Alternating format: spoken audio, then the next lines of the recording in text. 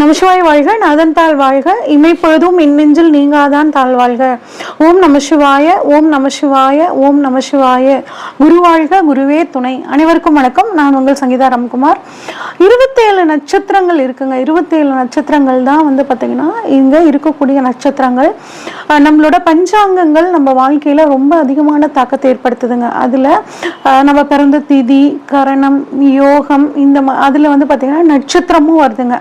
அப்ப நட்சத்திரத்தோட தாக்கம் நம்ம உடம்புல அதிக விதமான நல்லதுகளையும் பாதிப்புகளையும் தரக்கூடிய ஒரு அம்சத்துல இருக்கு. ஒவ்வொருத்தருக்கும் ஜென்ம நட்சத்திரம்னு ஒரு நட்சத்திரம் இருக்குங்க. அந்த நட்சத்திரம் தான் என்ன அப்படின்னா நம்ம பிறந்த நட்சத்திரம். இந்த பிறந்த நட்சத்திரத்தோட அடிப்படையில தான் நம்மளோட வாழ்க்கை முறைகள் அப்படிங்கிறது இருக்க போகுதுங்க. அப்ப இப்ப நம்ம 27 நட்சத்திரத்தையும் வரிசையா ஒவ்வொரு நட்சத்திரமா அதற்கான பலன்கள் என்ன, அதுக்கான ரெமிடிஸ் என்ன அப்படிங்கிறதையும் நம்ம வரிசையா பார்ப்போம். மிருகசீரிடம் நட்சத்திரக்காரங்களுக்கான பலனை பார்ப்போங்க.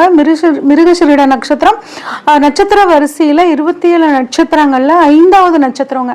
செவ்வாயோட நட்சத்திரம். மிருகசீரிடம், சித்திரை, அவிட்டம், இது 3 செவ்வாயோட நட்சத்திரம். செவ்வாயோட நட்சத்திர வரிசையில முதல் நட்சத்திரம் மிருகசீரிட நட்சத்திரம்.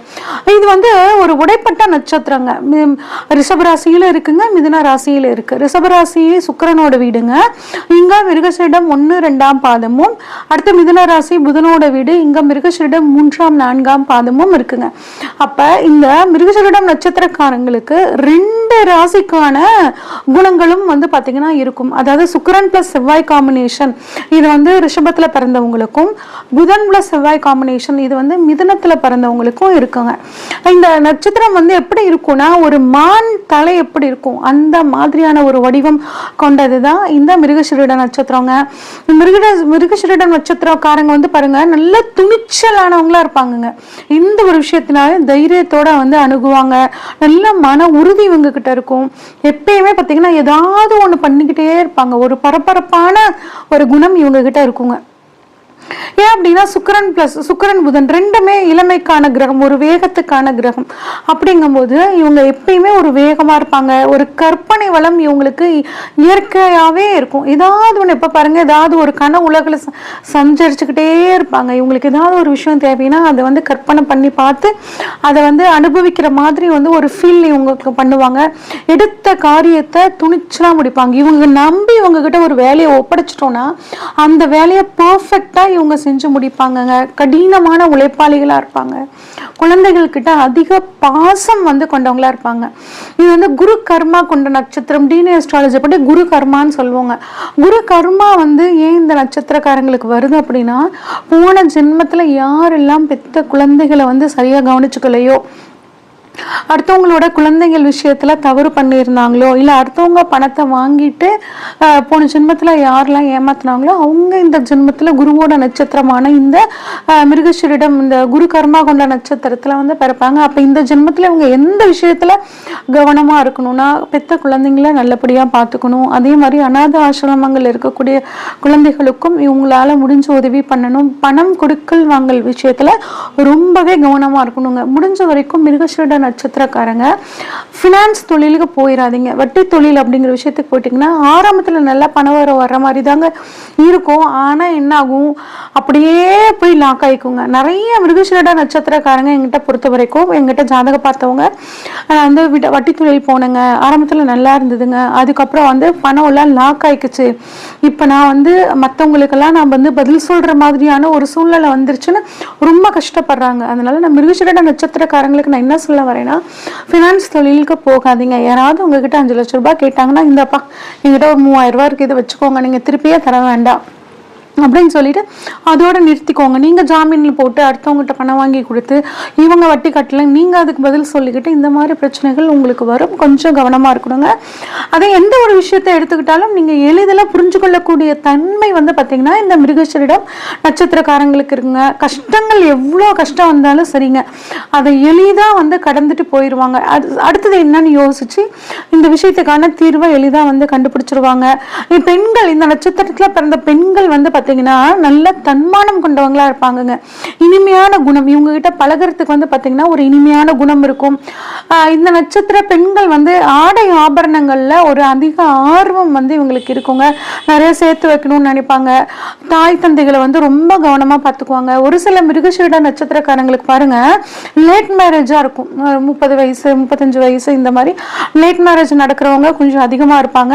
நல்ல சுறுசுறுப்பா இருப்பாங்க, நல்ல ஒரு புத்திசாலித்தனமா இருப்பாங்க, யாரையும் ஏமாத்த மாட்டாங்கங்க. மற்றவங்க தான் வந்து இவங்களை ஏமாத்துவாங்க. அதனால மிருகசீரிடக்காரங்க வந்து எப்பயுமே ஒரு விழிப்புணர்வோடு இருக்கணுங்க. நாமளும் யாரையும் ஏமாற்ற வேண்டாம், அடுத்தவங்களும் நம்மளை ஏமாற்ற விடக்கூடாது. இந்த ஒரு விஷயத்துல நீங்க கவனமா இருங்க. உங்களோட உண்மையான அன்பை அடுத்தவங்க மிஸ்யூஸ் பண்ணிக்கணும்னு நினைப்பாங்க. இந்த விஷயத்துல கவனமா இருங்க. எல்லாத்துக்கிட்டையும் அன்பை காமிச்சிட்டு திருப்பி நமக்கு அவங்க காமிக்க மாட்டேங்கிறாங்களேன்னு கவலைப்படாதீங்க. செவ்வாய்க்கிழமை நீங்க விரதம் இருந்து சிவன் பெருமானோட வழிபாடு பண்றது உங்களுக்கு ஒரு மிகச்சிறந்த யோகத்தை கொடுக்குங்க. நிறைய இந்த மிருகசீரிட நட்சத்திரக்காரங்க பார்த்தீங்கன்னா அரசாங்க உத்தியோகத்தில் இருக்காங்க, கன்சல்டண்ட்டாக இருக்காங்க, நிறைய பேர் நல்ல பாடகர்களாக இருக்காங்க, ஆடிட்டர்ஸு, மியூசிக் துறையில் இசைக்கலைஞர்களாக, எழுத்தாளர்களாக, டெக்ஸ்டைலில், ஃபிசிக்ஸ் சம்மந்தப்பட்டு நிறைய அறிஞர்கள் வந்து பார்த்தீங்கன்னா இந்த மிருகசீரிடம் நட்சத்திரத்தில் பிறந்தவங்களா இருக்காங்க. இவ்வளோ சிறப்பான இந்த மிருகசீரிட நட்சத்திரக்காரங்க செவ்வாயோட நட்சத்திரம்னு சொன்னோம். இவங்க பிறக்கும்போது செவ்வாய் திசை ஒரு 7 வருஷங்க. அதுவும் மிருகசீரிடம் 3ஆம் பாதத்தில் பிறந்தவங்களுக்கு வந்து பார்த்தீங்கன்னா கிட்டத்தட்ட ஒரு 3 வருஷம் வந்துட்டு தான் வரும். அடுத்து 2வது திசை இவங்களுக்கு ராகு திசைங்க. இது ஒரு 18 வருட காலங்கள்ங்க. ராகு ஜாதகத்துல நல்லா இருக்கும்போது 18 வருட காலங்கள் இவங்களோட பேரண்ட்ஸ்க்கு இவங்க ஜாதகம் ரொம்பவே ஒரு சூப்பரான ஒரு பண விஷயத்திலே ஆகட்டும், பேர்ப்புகழ் விஷயத்திலே ஆகட்டும் ஒரு நல்ல வளர்ச்சி கொடுத்துருக்கோங்க. அதே ராகு சரியில்லாத பட்சத்துல குடும்பத்துல கொஞ்சம் கஷ்டங்கள் வந்து இவங்க நேரப்படி வந்திருக்கும். அடுத்து 3வது ராசி அப்படின்னா குருங்க. குருவோட திசை 16 வருட காலங்கள். 4வது திசை சனி திசை, இது 19 வருட காலங்கள். அடுத்து புதனோட திசை 17 வருஷங்க. இந்த மாதிரி திசை வந்து இவங்களுக்கு வரிசையா உங்க ஜாதகத்துல வரும். அடுத்து இந்த மிருகசீரிடக்காரங்களுக்கான மரம் என்ன, உணவு என்ன, பறவைகள் என்ன அப்படின்னு வரிசையாக பார்ப்போம். உங்களுக்கான மரம் அப்படின்னா கருங்காலி மரம்ங்க. முடிஞ்சா இடவசதிகள் இருக்கிறவங்க கருங்காலி மரம் வளர்த்தலாம். இல்லைன்னா கருங்காலி பிரேஸ்லெட்டாவோ செயினாகவோ, அப்படி இல்லைன்னா வந்து பார்த்தீங்கன்னா இப்போ வேல் அந்த மாதிரியான விஷயங்கள்லாம் கூட கருங்காலியில் வருது, அதை வாங்கி நீங்கள் வச்சுக்கலாம். இல்லை ஒரு கருங்காலி கட்டையாவது சின்னதாக ஒன்று வாங்கி வச்சுக்கோங்க. உங்களுக்கான பூ அப்படின்னா ஜாதி மல்லி, செண்பகப்பூ. இடைவசதிகள் இருக்கிறவங்க ஜாதி மல்லியோ செண்பகப்பூவோ வளர்த்துறது ரொம்பவே நல்லது. அதுவும் உங்களோட ஜென்ம நட்சத்திரமான மிருகசீரிடம் நட்சத்திரம் வர நாள்ல அந்த செடியை நட்டு வளர்த்தும் போது உங்களுக்கு இன்னுமே ஒரு நல்ல பலன் கிடைக்குங்க. உங்களுக்கான காய் பழம் அப்படின்னா தேங்காய்ங்க. அதனால பழம் அது காய்ங்கிறீங்க அப்படின்னா தேங்காவை நம்ம வந்து தேங்காய் தான் சொல்ல முடியும். தேங்காய் உணவை வந்து நீங்க தானம் பண்ணும் போதோ தேங்காவை வந்து நீங்க உணவுல எடுத்துக்கிறதோ உங்களுக்கு ரொம்பவே நல்லதுங்க. உங்களுக்கான பறவை அப்படின்னா கோழிங்க. ஒரு சிலர் கோழி இடவசதிகள் இருந்தால் வளர்த்தலாம். இல்லைன்னா கோழி வளர்த்துறவங்களுக்கு அந்த கோழிக்கு தேவையான உணவுப் பொருளை வாங்கி கொடுக்கலாங்க. உங்களுக்கான விலங்குன்னு பார்த்தா பெண் சாரை பாம்புன்னு சொல்லுவாங்க இல்லைங்க, அது பச்சை புல் அதிகமாக இருக்க இடத்துல இருக்கும். அந்த சாரை பாம்பு தான் உங்களுக்கான விலங்குங்க. அதனால நாக உருவத்தை நீங்கள் அடிக்கடி பார்த்துக்கிறது இந்த மாதிரி பண்ணுறது ரொம்பவே நல்லது. உங்களுக்கான உணவு அப்படின்னா பருப்பு சாதம்ங்க. பருப்பு சாதம் மிருகசீரிட நட்சத்திரனால சாப்பிடுங்க. அதே மாதிரி தானம் பண்ணுறது ரொம்பவே நல்லதுங்க. உங்கள் நட்சத்திரத்துக்கான கோவில் அப்படின்னு சொல்லி பார்த்தோம்னா எண்கண், திருவாரூர் பக்கத்தில் எண்கண் ஒரு ஊர் இருக்குங்க. அங்கே இருக்கக்கூடிய முருகனுங்க. அடுத்து முகுந்தனூர் அப்படின்னு ஊர்ல இருக்கக்கூடிய ஸ்ரீ ஆதிநாராயண பெருமாள். இந்த 2 கோவிலும் உங்கள் நட்சத்திரத்துக்கான கோவில். இந்த கோவிலுக்கு வந்து நீங்க அடிக்கடியோ இல்லை வருடத்திற்கு ஒரு முறையோ போயிட்டு வர்றது ரொம்ப நல்லதுங்க. இது வந்து உங்கள் நட்சத்திரத்துக்கு உண்டான கோவில். உங்களுக்கு அதிர்ஷ்டம் தரக்கூடிய கோவில் அப்படின்னு சொல்லி பார்த்தோம்னா ராமேஸ்வரம், அங்க இருக்கக்கூடிய ராமநாதர், அது மட்டும் இல்லாமல் திருப்பட்டூர் பிரம்மா கோவில். இந்த 2 கோயிலும் உங்களுக்கு வந்து ஒரு மிகச்சிறந்த ஒரு அதிர்ஷ்டத்தை கொடுக்குங்க. உங்களுக்கு வேதை தரக்கூடிய நட்சத்திரம், எந்த நட்சத்திரத்தை நீங்க பயன்படுத்தக்கூடாது, லைஃப் பார்ட்னரோ பிசினஸ் பார்ட்னராகவோ எந்த நட்சத்திரக்காரங்க இருக்கக்கூடாதுன்னா திருவோண நட்சத்திரக்காரங்க. இந்த நட்சத்திர நாள்ல மிக முக்கியமான விஷயங்கள் செய்யறதையும் தவிர்த்துக்கோங்க. அடுத்து உங்களுக்கான வைநாசிக நட்சத்திரம் அப்படின்னா உத்திரட்டாதி நட்சத்திரம்ங்க. இந்த மிருகசீரிடம் நட்சத்திரக்காரங்க இந்த உத்திரட்டாதி நட்சத்திரம் வரனால மிக முக்கியமான விஷயங்கள் சுபகாரியங்கள் தவிர்த்துக்கிறது நல்லதுங்க. அதே மாதிரி உத்திரட்டாதி நட்சத்திரக்காரங்க கிட்ட இருந்து கொஞ்சம் நீங்க விலகி இருக்கிறது நல்லதுங்க. அடுத்து உங்களுக்கான லக்கி கலர் அப்படின்னா சில்வர் கிரே கலரும் கிரீன் கலரும். இதை நீங்க அடிக்கடி யூஸ் பண்ணிக்கோங்க. அடுத்து 5 வயதுக்கு உட்பட்ட குழந்தைங்களுக்கு உங்களால முடிஞ்ச உதவியை அடிக்கடி பண்ணிக்கிட்டே வாங்க. அது மட்டும் இல்லாம வியாழக்கிழமைகளில் இழுப்பெண்ணெயில் குரு பகவானுக்கு நீங்கள் வந்து விளக்கு வச்சுட்டு வர வர உங்கள் வாழ்க்கையில் ஒரு நல்ல முன்னேற்றம் இருக்குங்க. உங்களுக்கான சித்தர் வழிபாடு அப்படின்னு பார்த்தோம்னா சங்கரன் கோவிலில் இருக்கக்கூடிய பாம்பாட்டி சித்தர் வழிபாடு உங்களுக்கு ஒரு மிகச்சிறந்த ஒரு யோகத்தை கொடுக்கும்.